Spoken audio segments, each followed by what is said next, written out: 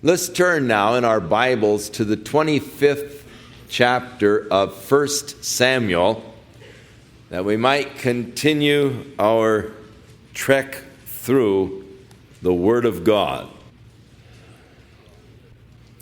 The period of history in David's life that we are presently entering into is not so glorious. We're going to see some of David's weaknesses. We're going to see some of David's failures. The Bible is quite blunt. It doesn't paint man as perfect. The men after God's heart, men that are used of God, men that are called of God, as we are discovering today, are not perfect, but many times are far from perfect.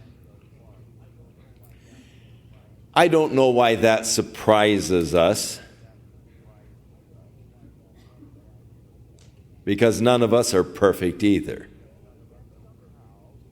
But yet somehow we build an aura around those men that God uses, and we somehow think that God only uses perfect men. But that is not the case. God uses people just like us to do His work. And rather than being disappointed when we see the flaws or the failures in those men that God has used, to me it's an encouragement. As I read of David's failure, I think, wow, if God could use David like that when he failed, maybe God can use me. Because I'm perfectly conscious of my own failures. There are times when I am tested of God and I miserably fail. As David, there are times when I seek to take things in my own hands. Treat me like that? All right, I'll get even with him. Now that isn't a spiritual kind of an attitude. That's wrong. But yet I feel it. David felt it. David was insulted by Nabal. And he said to his men, get your swords on. We're going to go down and we're going to wipe him out. Taking things into his own hands. Not committing the judgment to God. And yet God used David, yet God loved David, and even called him a man after his own heart. Means that God can use you, and God loves you, and you can be a person after God's own heart too, even though you have failed. We've all failed. As we read in the psalm this morning, God looked to see if there was someone that hadn't failed, and he said, nope, there's none righteous, no, not one. We've all failed. All have sinned and come short of the glory of God.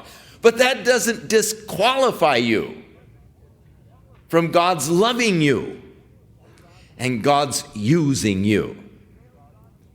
So when we fail, God deals with us. God chides us. He corrects us. And He brings us back on the path. And thank God so many times as we have tonight, God will stop us before we have a chance to fulfill our own fleshly desires for vengeance. God steps in the way. And He stops us from carrying out our evil intentions. Thank God for that.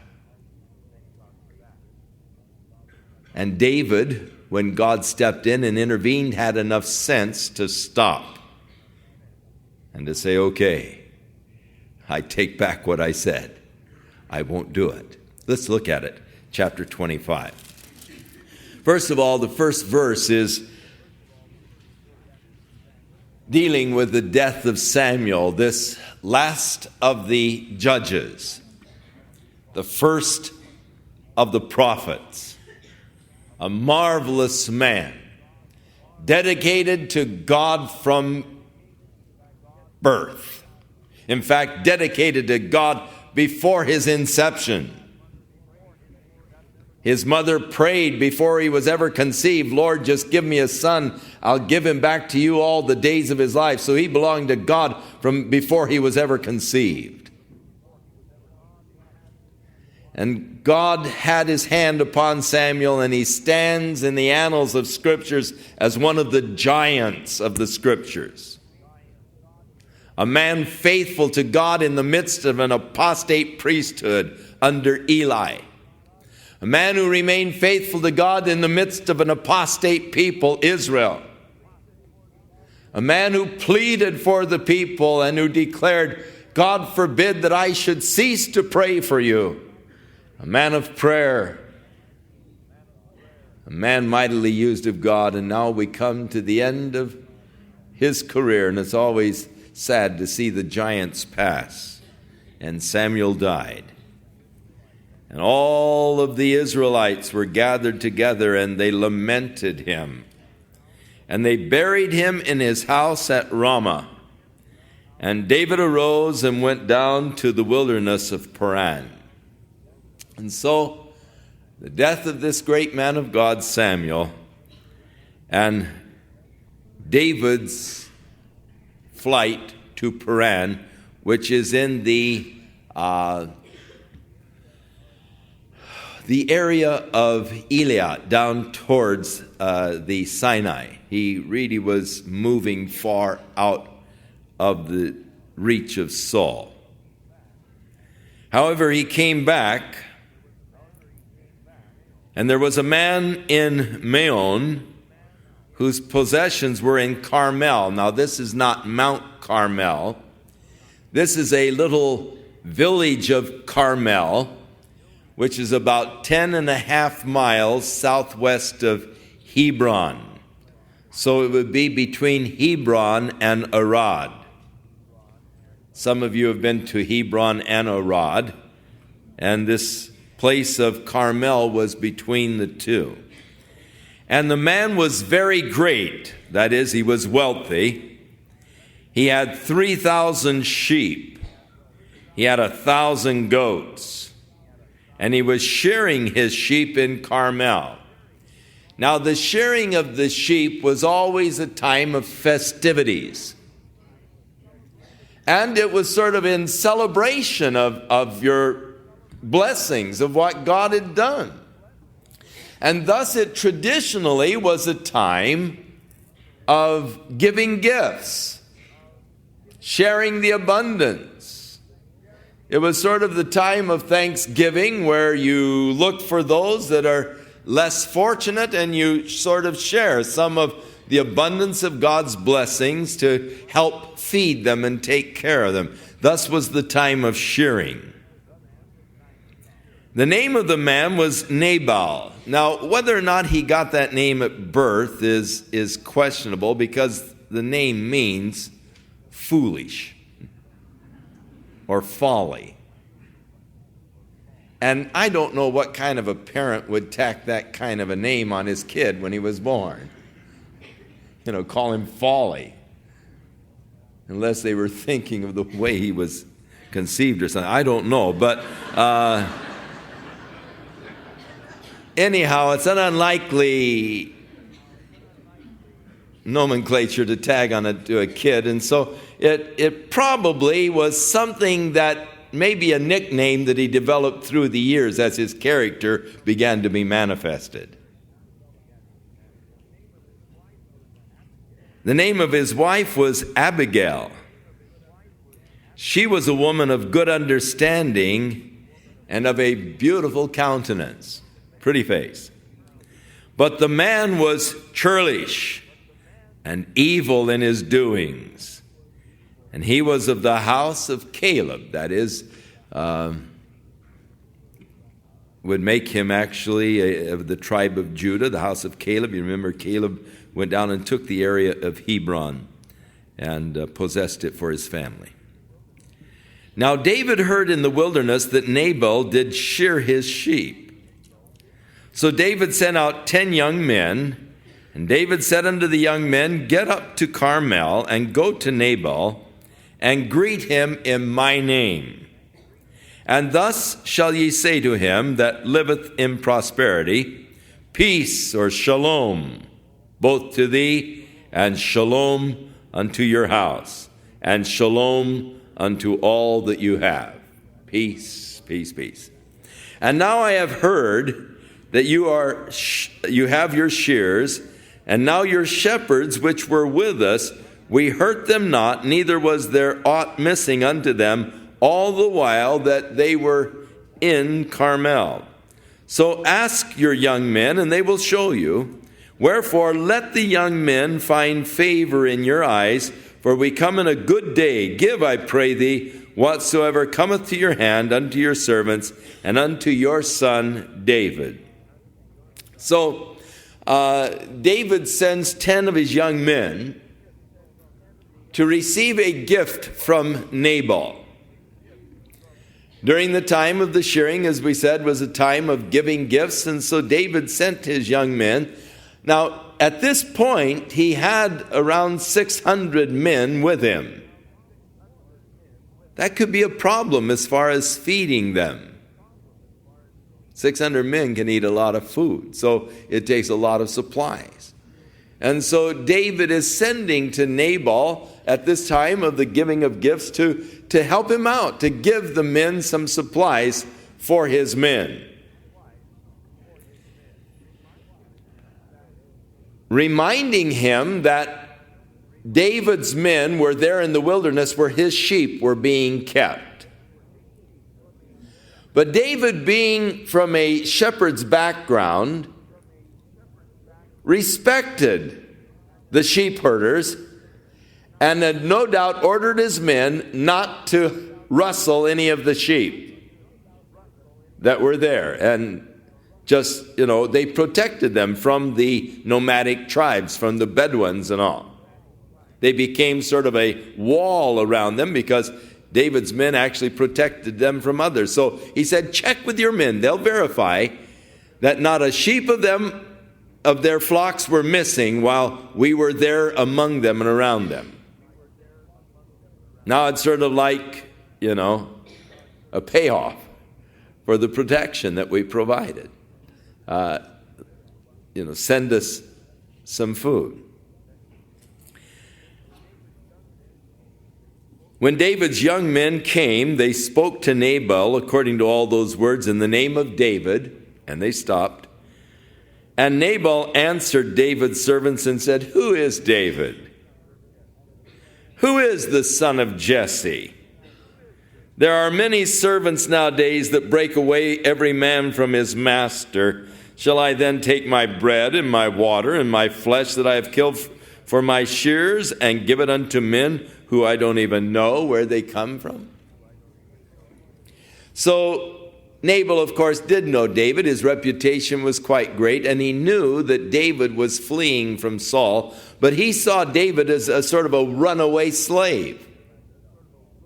Who is David that I should help him? Who is the son of Jesse? I provided for myself and not for anybody else. So David's young men turned their way, and they went again and came and told David all of those sayings. And David said to his men, Get your swords on, men. And every man put on his sword. And David put on his sword. And they went up after David, about 400 men. 200 of the men stayed by the stuff. So they had their possessions. 200 guys stayed to guard the possession. 400 guys put on their swords to follow David. And David is planning to do Nabal in. But one of the young men, that is Nabal's young shepherd boys, told Abigail, Nabal's wife, saying, Behold, David sent messengers out of the wilderness to greet our master, and he railed on him. But the men were very good to us. We were not hurt, and neither did we miss anything as long as we were among them when we were in the fields. They were like a wall unto us, both by night and day, all the while that we were with them keeping the sheep. Now therefore know and consider what you'll have to do, because evil is determined against our master and against all of his household, for he is such a son of the devil that a man cannot speak to him. I mean, he is just a son of Belial, which is the son of Satan. You can't even talk to that man. You know, he's just a cruel, crude man, Nabal. Then Abigail made haste, and she took 200 loaves of bread, 2 bottles of wine, 5 sheep that were ready dressed, 5 measures of parched corn, and 100 clusters of raisins, and 200 cakes of figs. They would press the dried figs into blocks of cakes of figs. And she laid them on the donkeys, and she said to her servants, "Go on before me, behold, I am coming after you." But she did not tell her husband Nabal. And it was so, as she rode on the donkey, that she came down by the covert of the hill, and behold, David and his men came down against her, and she met them. So they met in the glen down in a valley she came down the hill to meet David in this glen where he was with his men. Now David had sworn, "Surely in vain I have kept all that this fellow has in the wilderness, so that nothing was missed of all that pertained to him, and he has requited me evil for good. So and more also do God unto the enemies of David, if I leave any one of his whole household alive." And when Abigail saw David, she hurried and lighted off of the donkey and fell before David on her face, and she bowed herself to the ground. And she fell at his feet and said, "Upon me, my Lord, upon me let this iniquity be, and let your handmaid, I pray thee, speak in your audience and hear the words of your handmaid." Now, the interesting thing is she's taking responsibility. It's my fault. It's not really that crude husband I have. It's my fault. I didn't know that your young men came. You know, I'm the one that should have been responsible for hospitality and so forth. I didn't know they came. I found out later. And so, you know, put the blame on me. Don't let my Lord, I pray thee, regard this man of Belial. And her opinion of her husband was the same. I mean, he's a devil. Even Nabal, or even foolish. For as his name is, so his because foolish is his name. I mean, his name was very fitting for his character. The folly, she said, is with him. But your handmaid did not see the young men of my Lord who you sent. Now therefore, my Lord, as the Lord lives, and as your soul lives, seeing the Lord has withheld from you from coming to shed the blood and from avenging yourself with your own hand, now let your enemies and they that seek evil to my Lord be as Nabal. Let them be foolish. And now this blessing which your handmaid has brought unto my Lord, let it even be given unto the young men that follow my Lord. I pray thee, forgive the trespass of your handmaid. For the Lord will certainly make my Lord a sure house, because my Lord fights the battles of the Lord, and evil has not been found in thee all thy days. This is really uncharacteristic of David to take vengeance for himself. It is David's normal tact to commit things unto God, especially in the case of Saul. If God wants to handle him, let God handle him. I'm not going to touch him. But even though we are people of faith, and even though we have great confidence and trust in God, there are times when a person weakens or can weaken. This was a time of David's weakness. He's caught up. He's been insulted by this churlish man, by this son of Belial. His young men have been evil entreated. The guy has spoken disdainfully concerning David. And so David says, okay, I'm going to wipe him out and all that he has. Come on, guys, get your swords. We're going to go and we're going to... And David is now taking things in his own hands. It's a failure on David's part. This is a lapse of David's confidence in God, that God will take care of it. I don't have to defend myself. God is my defense. And as we go through the Psalms, notice how so many times David speaks of God as his defense. God is my rock. He is my high fortress. He is my high tower. In him will I trust. And yet, here is a case where this man who trusted so completely in God in so many other places and in so many other experiences has this lapse or failure of trusting God. He's going to take things into his own hands. Whenever you go about to take things into your own hands, you're on the verge of making a tragic mistake. How much better to commit our ways unto the Lord, trust always in him, and let him bring things to pass, rather than to take things into my own hands and try to act on my own for my own defense. And so Abigail, beautiful woman, she was not only of beautiful countenance, man, this gal is sharp. She comes to David and just is the picture of graciousness and wisdom. What wisdom comes forth from her mouth? She knows that she's married to a churlish son of Belial. And yet she is out to defend her husband. And her words to David are very well put, very well spoken. She calls David my Lord. She acknowledges that the kingdom is going to belong to David. David, we know that the kingdom is going to be yours. But when you come into the kingdom, David, when you get into the place of prominence and all, you don't want this to be a blemish on your record. Your record's been clean. You don't want this as a blemish on your record, that you would feel, that was, a lot of times we take rash actions. We move in the moment of anger, and we do things that later on we're extremely sorry for. She said, David, you don't want this kind of a thing on your record. You don't want the blemish on your record. You're mad. I know you're mad. You have a right to be mad. That husband of mine, he's a mess. I don't, can't handle him. And he's just a mess. But David, don't let this blemish your record.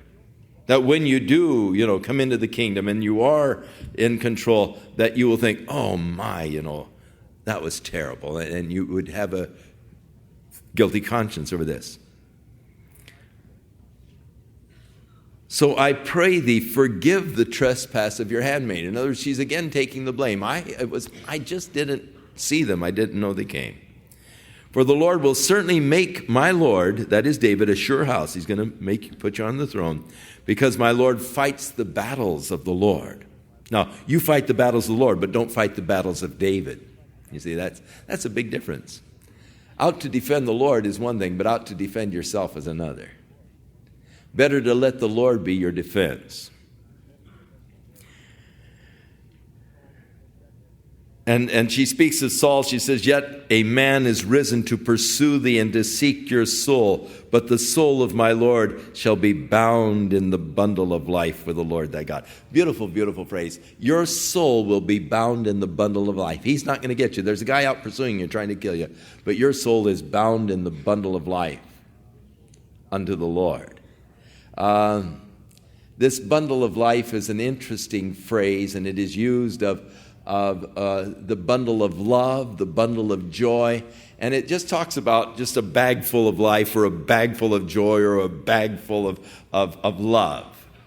And a person who is bound in the bundle of love is just, beautiful, picturesque speech. And so here, your life, God has you, in a knapsack, a bundle of life with the Lord, close to Him, near Him in the bundle of life, though someone is seeking your death. and the souls of your enemies.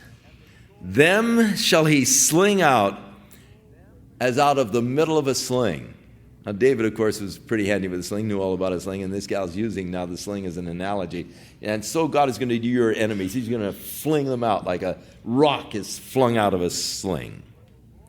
And it shall come to pass, when the Lord shall have done this to my Lord, according to all of the good that he has spoken concerning you, and he will have appointed you the ruler over Israel. When you come to this position of the sitting on the throne, that this shall not be a grief to you, that you'll not have a bad conscience over this, nor an offense of heart unto my Lord, either that thou hast shed blood causeless, or that my Lord has avenged himself. And that's the whole thing. David was on a mission to avenge himself. He's spoken against me, I'm going to teach him a lesson.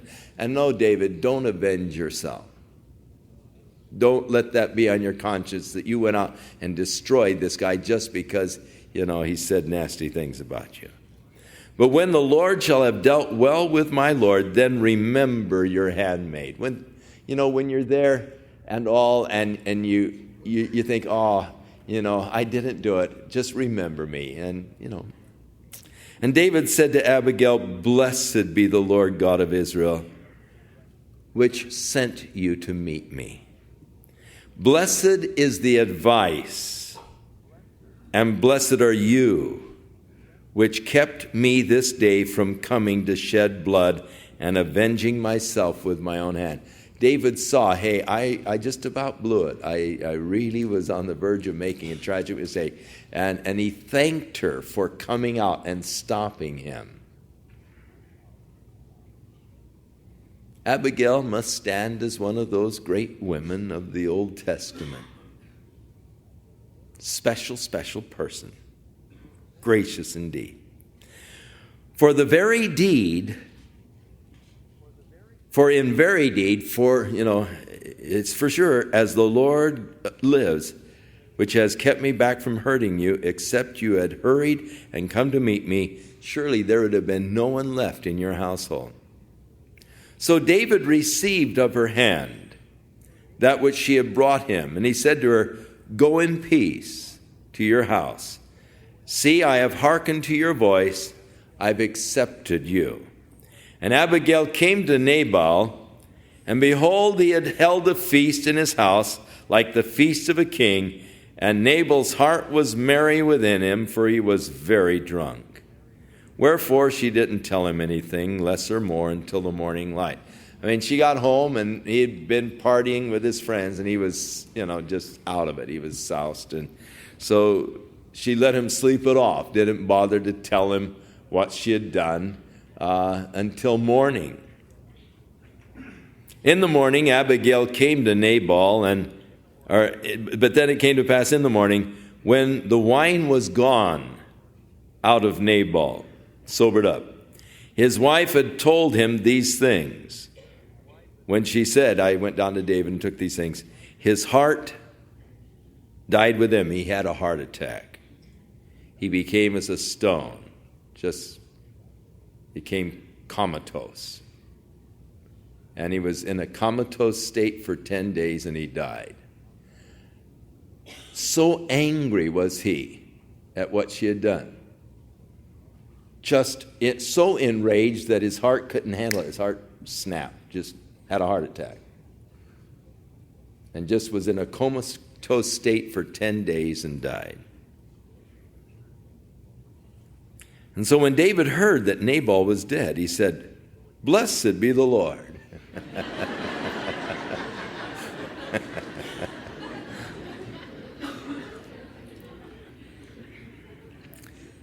Who has pleaded the cause of my reproach from the hand of Nabal and kept me from doing evil. The Lord took care of it. Blessed be the Lord. He took care of it. He defended me, and he kept me from avenging myself. For he has returned the wickedness of Nabal on his own head. And David sent and communed with Abigail, He invited her to come and be his wife. And when the servants of David were come to Abigail, to Carmel, they spoke unto her, saying, David sent us to you to invite you to come and be his wife. And she arose and bowed herself on her face to the earth, and said, Behold, let your handmaid be a servant to wash the feet of the servants of my Lord. So again, such a gracious woman. Here are David's servants. She said, let me wash your feet. You're the servants of my Lord. And Abigail hurried and arose and rode on the donkey with 5 damsels that were her maidens. And she went after the messengers of David, and she became David's wife. David also took Ahinoam of Jezreel, and they were also both of them his wives. For Saul had given Michal, his daughter, David's wife, to Phalti, the son of Laish, which was of Galim. And so Saul, when David was on the lam, took David's wife Michal and let her marry another guy. So David probably heard what Saul had done, and so he took both Abigail and Ahinoam as his wives.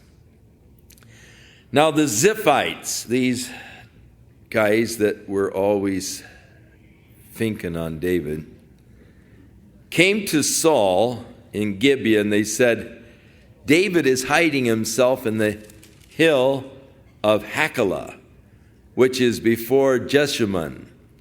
Then Saul arose and went down to the wilderness of Ziph, having 3,000 chosen men of Israel with him, to seek David in the wilderness of Ziph. And Saul pitched in the hill of Hachilah, which is before Jeshimon, by the way. But David stayed in the wilderness, and he saw that Saul had come after him into the wilderness. Now before David fled, but this time David is staying there in the wilderness.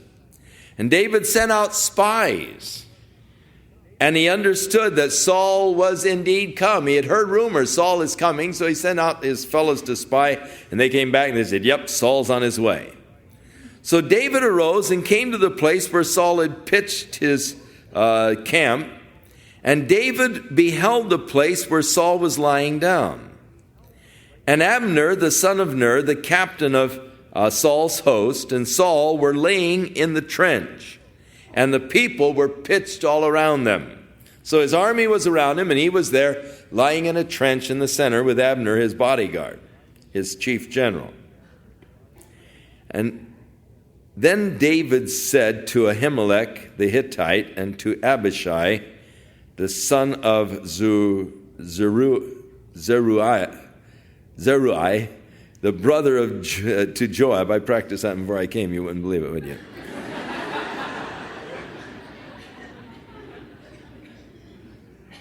And he said, who will go down with me to Saul in his camp? Now, David is a very daring character. Here's Saul down there, surrounded by 3,000 men. And you know, David sees him set up his sleeping bag, roll it out, and saw him lying in the trench. And so he says, hey, who wants to go down there with me? You know. Abishai said, hey, I'll go with you, man. he just is kind of a, you know, he's a fearless kind of a character in times. He has his other times. So David and Abishai came to the people by night, and behold, Saul lay sleeping within the trench, and his spear was stuck in the ground at his bolster, actually right next to his head in the Hebrew. But Abner and the people were lying all around him. Then Abishai said to David, God has delivered your enemy into your hand today. Let me smite him, I pray thee, with the spear, even to the earth at once, and I will not have to hit him the second time. Man, let me do it, David. I'll take his spear and I'll just, right through. And, one shot, man, is all I need. And David said to Abishai, do not destroy him. For who can stretch forth his hand against the Lord's anointed and be guiltless? I mean, you can't do that, man. This guy has been anointed by God. David furthermore said, as the Lord lives, the Lord will smite him. One of two ways. His day shall come to die. He'll die of old age, or he will descend into a battle and perish. I mean, God will take care of him. I'm not going to lay my hand. Now, here you see David has a sort of a complete turnaround for good. With Nabal, he was going to avenge himself. He was on his way. Guy's insulted me. I'm going to take care of him. Now David is willing to commit to the Lord. Here's Saul, who is out to kill David, chasing him all over the country. And David says, no, I'm not going to touch him. I don't need to touch him. The Lord will take care of him. His time will come to die. Or he's going to perish in battle, but that's the Lord's business. I'm going to leave him in the Lord's hands and let the Lord handle it. That's always wise. Commit your ways unto the Lord, and he shall bring it to pass. You don't have to take things into your own hands. And whenever I begin to take things into my own hands is when I really mess things up and I can make a royal mess of things. Oh, how important to just learn to, leave it with the Lord. The Lord's my defense. He'll take care of it. And if the Lord wants to take care of Saul, he can take care of Saul. His time is going to come. I'm not going to be the instrument. I'm not going to do it. I'm going to let the Lord take care of it. And so it's a real turnaround for David from the previous chapter.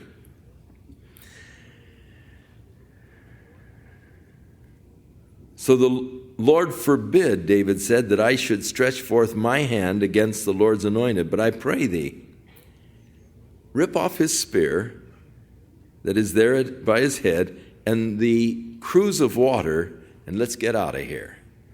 So David took the spear and the cruse of water from Saul's bolster, and they got away, and no man saw it or knew it. Neither did they wake up. For they were all asleep because a deep sleep from the Lord was fallen upon them. Now, surely, when you're all set up like that and you're there to, you would have guards that were supposed to be on duty, be awake and all, to protect Saul, but they'd all fallen asleep. A deep sleep from the Lord had come upon them. So David went over to the other side, and he stood on the top of the hill afar off, a great space being between them. I don't know what it is, but over in that country, sound travels a long way. There's something about the atmosphere or I don't know. But I do know when you're standing on the Herodian, you can hear the conversation of children. You can hear them as they're playing and all 2 miles away. It's amazing the way sound travels over there in that atmosphere or whatever, or just, I don't know, maybe the rocks or something, but the sound travels tremendously. And so David got a good distance away on the hill. It was probably still dark. And David started crying out loud. He started yelling, Cried to the people and to Abner, saying, "Don't you answer me, Abner?" Then Abner answered and said, "Who are you that cries to the king?" David said to Abner, "Are you not a valiant man? Who is like to you in Israel? Why then have you not kept the Lord the king? For there came one of the people in to destroy the king, my lord. And this thing is not good that you have done. As the Lord liveth, you ought to be put to death, because you have not kept your master, the Lord's anointed." Abner, you're supposed to be his bodyguard. And someone came in to get your king and you didn't protect him. Man, you fell asleep on duty. That's death. You ought to be put to death, Abner. Because look for the king's spear. Where is it? Where's his cruse of water? And sure enough, the sword was gone and the cruse of water was gone. Saul knew David's voice, and he said, "Is this thy voice, my son David?" And David said, "It is my voice, my lord, O king." "Why does my lord pursue after his servant? What have I done? What evil is in my hand? Now therefore I pray thee, let my lord the king hear the words of his servant. If the Lord has stirred you up against me, let him accept an offering. But if they be the children of men, then cursed be they before the Lord, for they have driven me out this day from abiding in the inheritance of the Lord, saying, get out of the land, go into the land of other gods.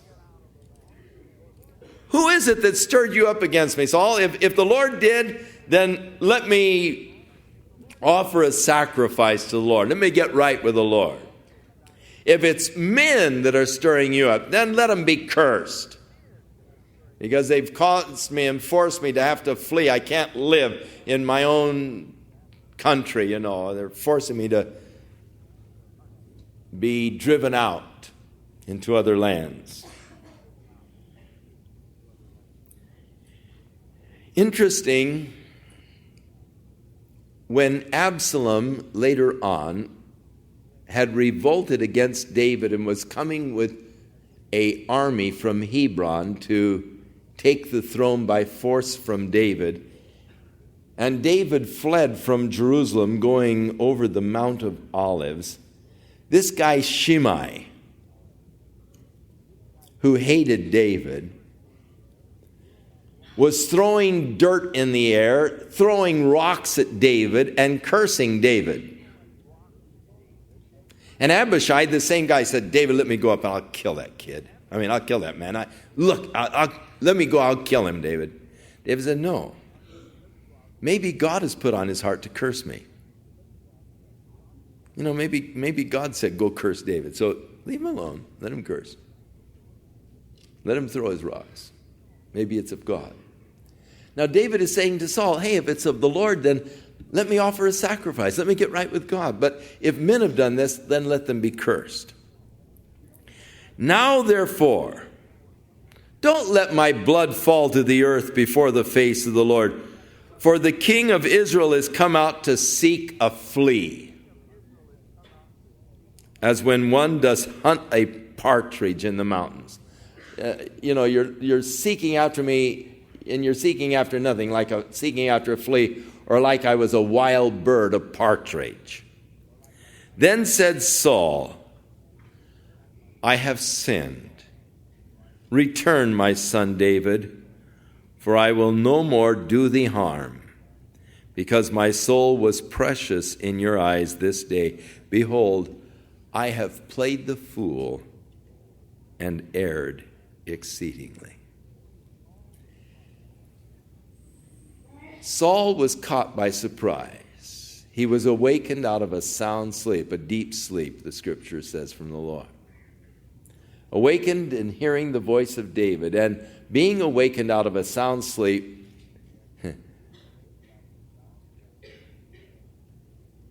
his mouth started moving before his brain was in gear. In other words, he was not guarding now himself. And in an unguarded moment, he spoke what he knew to be the truth about himself. Looking back over his life, he had to confess, I've been a fool. I've sinned. I've been a fool. I have erred exceedingly.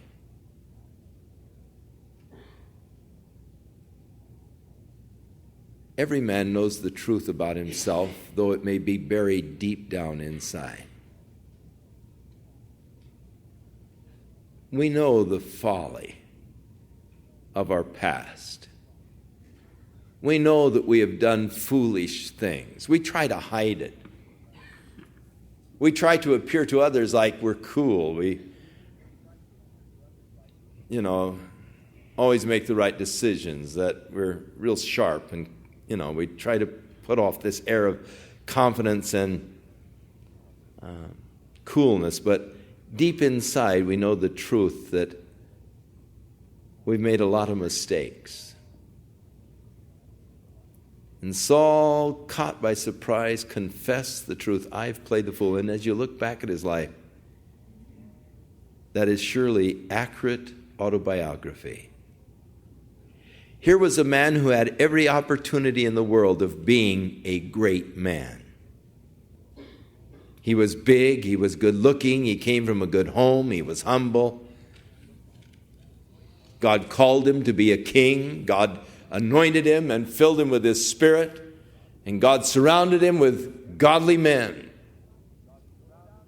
Every opportunity to go down in history as one of the great men of Israel. But he played the fool. He played the fool because he tried to hide from the call of God. Because he entered into the area of the priesthood where he had no right being, offering the sacrifice. Because his heart became lifted up with pride.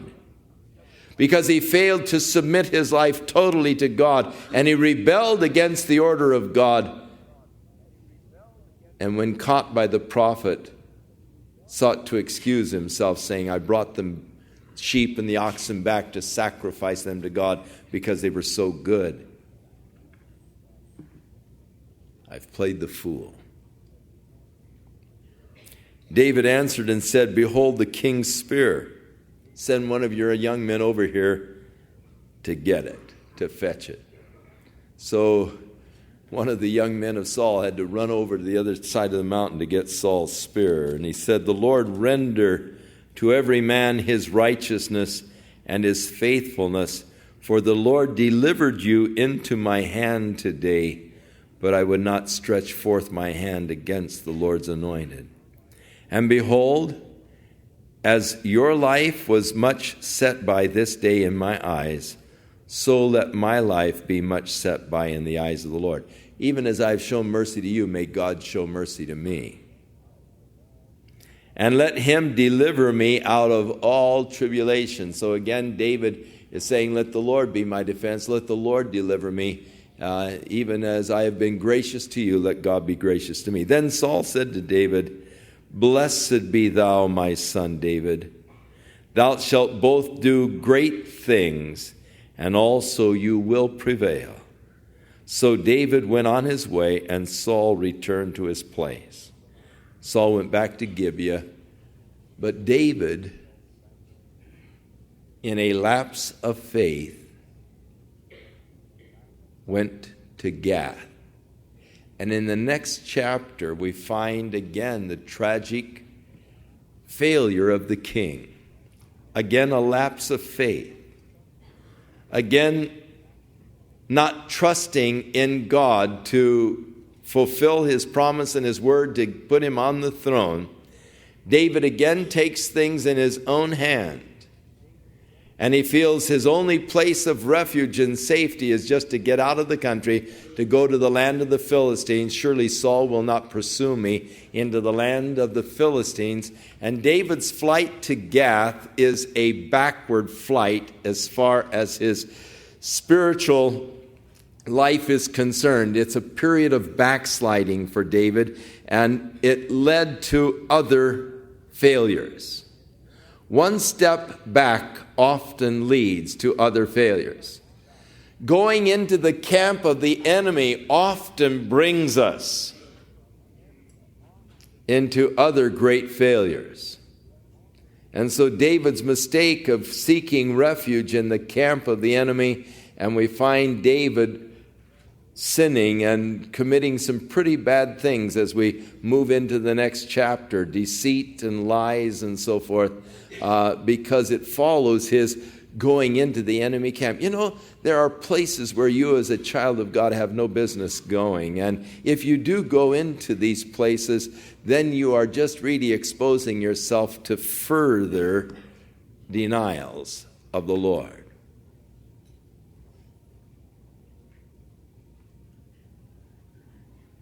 We'll look at this next week as we continue our study through the Bible. David's lapse of faith and his fleeing to the land of the Philistines. May God plant his word deep in our hearts tonight, and may he help us to learn these important lessons of commitment of all of our ways unto him. Lest we as David be guilty of seeking to defend ourselves avenging ourselves. But may we, as David, heed the warnings of God, and when God puts the red flag up, help us to stop and have enough sense not to carry out our intentions, but to listen to the voice of God and be obedient.